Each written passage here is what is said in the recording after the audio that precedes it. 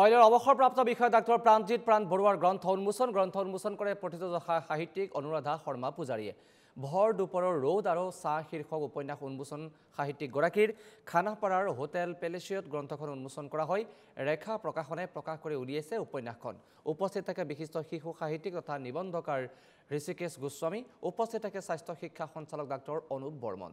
আন কেইবাগৰাকীও বিশিষ্ট ব্যক্তি উপস্থিত থাকে এই গাম্ভীৰ্যপূৰ্ণ অনুষ্ঠানটোত।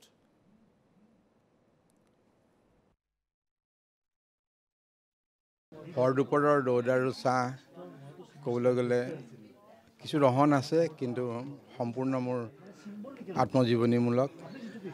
তেতিয়া মই ৮০-৯০ দশকত MBBS পাছ কৰি পেলাই MD কৰি আছিলোঁ। সেই সময়ত পোৱা ঘাট প্ৰতিঘাত আৰু সেইখিনি কেনেকৈ অতিক্ৰম কৰিলোঁ, তাৰপিছত ধৰ্মীয় সংকীৰ্ণতা আৰু প্ৰশাসনিক বিভ্ৰান্তিৰ কাৰণে যিখিনি মই অসুবিধা অনুভৱ কৰিছিলোঁ, যিখিনি মই ত্যাগ কৰিবলগীয়া হৈছিল আৰু যিখিনি মই যুঁজি জীৱনটো আগবঢ়াই নিবলৈ শিকিলোঁ, সেই কথাখিনিকে মই মোৰ এই কিতাপত লিপিবদ্ধ কৰিছোঁ।